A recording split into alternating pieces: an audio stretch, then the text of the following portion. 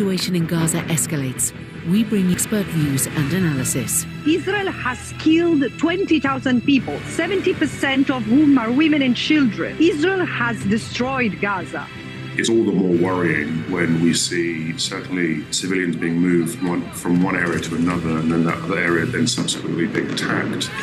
The real policy here is having life in Gaza become so hellish that the Gazans are wanting and forced to leave. Netanyahu spoke to the Likud where he said openly, our plan is to expel Palestinians. Stay with us for the latest developments on Al Jazeera.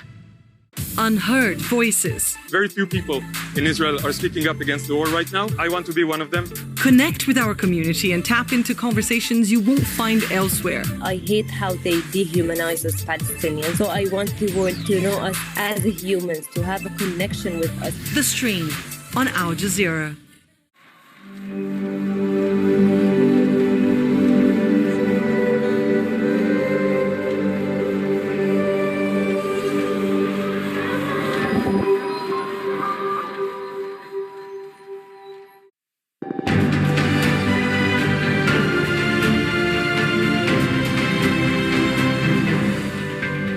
Welcome to the Al Jazeera News Hour again with me, Sahel Rabin. A reminder of our top stories. At least 16 people have been killed in overnight Israeli shelling in the city of Rafah in southern Gaza. Fighting has also been taking place between Palestinian groups and Israeli forces near Nasser Hospital in Khan Yunis. Well, more aid has entered Gaza following a deal between Israel and Hamas, but the United Nations warns it's nowhere near enough. Also, the Israeli army has carried out raids in at least 7 cities across the occupied West Bank. Dozens of Palestinians have been arrested in Tul Karem, where a raid is continuing for a second day.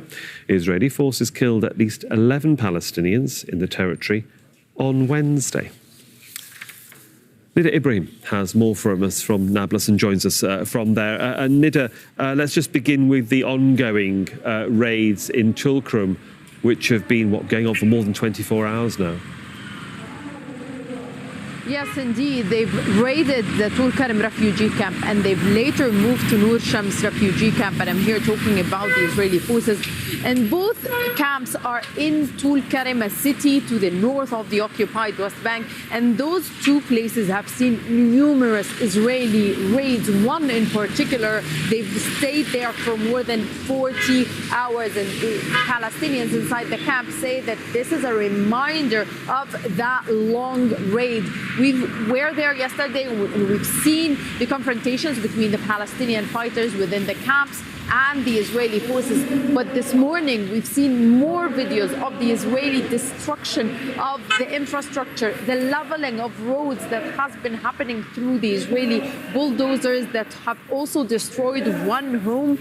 Also, you have to remember that those places have seen so much destruction already, so there aren't really roads in the real sense of the word, but then the Israeli forces would come again and level those roads, making it more difficult for Palestinians who are residing there. Now, let's not forget that while the Israeli forces say that the main goal is to target those armed men, Palestinians would tell you that the main goal also is to destroy their livelihood, to make it really impossible for anyone to think about something that would be seen as showing resistance towards Israel. All in all, just in Tul Karem itself, we have 6 Palestinians who were killed as a result of those confrontations, and at least 4 of them in a drone strike that hit near a Palestinian car and killed 4 Palestinian men. It remains a very tense situation in Tul Karem indeed.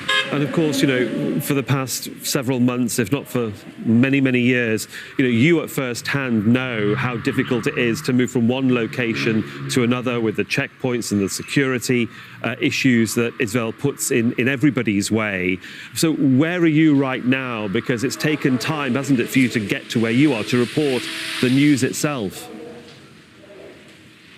And it's even hard to move between one city to another. So I was in Nablus and I am still in Nablus, but now I have moved to the Balata refugee camp where we are expecting a funeral of a 29 Palestinian man who has been killed. But still, it's tough to move around between Palestinian cities themselves because of the Israeli checkpoints that are scattered around. You have what Palestinians call our flying checkpoints, which are just put up on the spot by the Israeli forces, and sometimes people can stay there for hours. Why are we here in Balata? Because this is the place where an Israeli drone struck, hit, and killed 5 Palestinian men. Now, let me show you the area where the Palestinian men were when they were hit. Now, the Israeli forces first entered into the Balata refugee camp and gave the illusion that this is kind of going to be a place where Palestinians are going to be arrested. This is kind of an arrest operation. But what happened is that the 5 men with the leadership of Abdullah Abu Shallal, a Palestinian whom Israel accuses of conducting attacks against Israeli targets, they say he's the head of the cell. He moved with his car towards this area. It was around 4 a.m. in the morning. There wasn't anybody in the street. It's a main street, as you can see. But that's when the drone hit and struck the 5 Palestinian men. Now, after the strike hit, the Israeli forces have taken the bodies with them. But it seems that they've forgotten the remains of one Palestinian, Yazan al-Najmi. His brother also was hit in that strike, but those remains were found on the street by Palestinians here. They say it took them a long time to be able to identify that those remains belong to Yazan. But to bring some sort of comfort to the family, they're going to be laying those remains to rest later today, and we'll be here in Balata for that funeral as well. And we'll join you later as well, obviously. Nida Ibrahim for us there in Nablus. Thank you.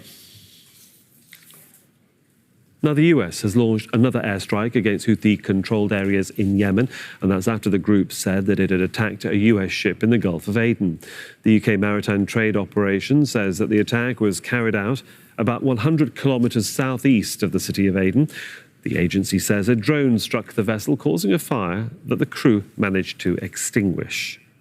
The naval forces of the Yemeni armed forces targeted the American Jinko Picardy ship in the Gulf of Aden, using a number of naval missiles and scoring a direct and precise hit, thanks to Allah.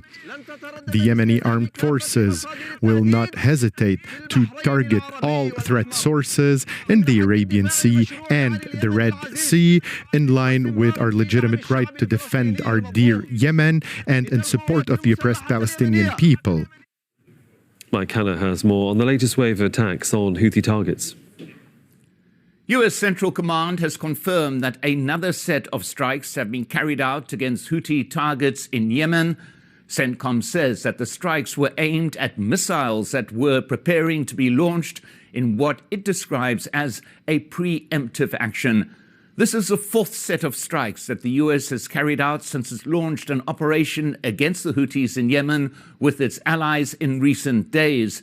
The command continues to insist that it does not want conflict in the region spreading, but maintains that it needs to carry out these actions to protect the shipping in the Red Sea area.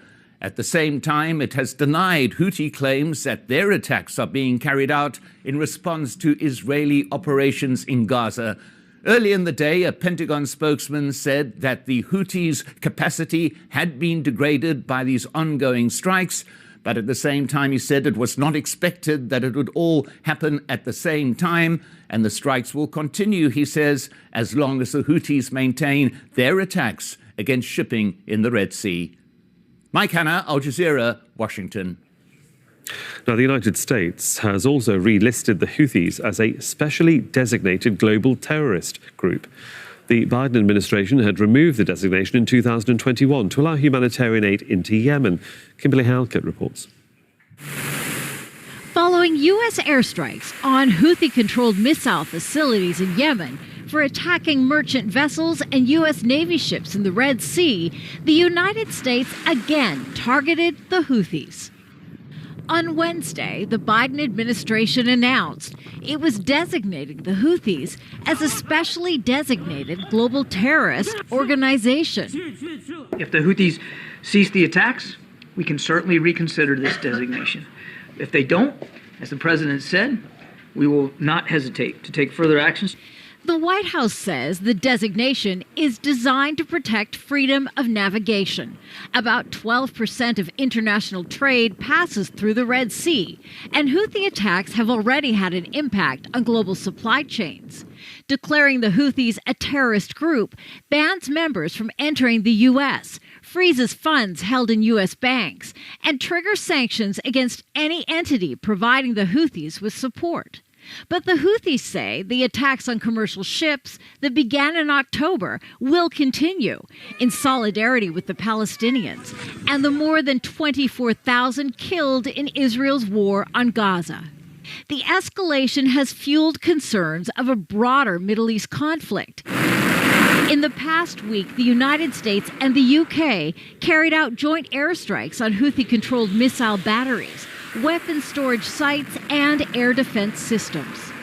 Designating the Houthis as a terror organization requires congressional approval, and some Congress members argue Israel using U.S. weapons against the Palestinians is the real terror organization.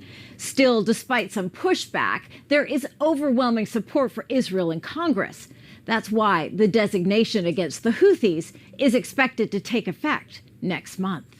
Kimberly Helkett, Al Jazeera, the White House.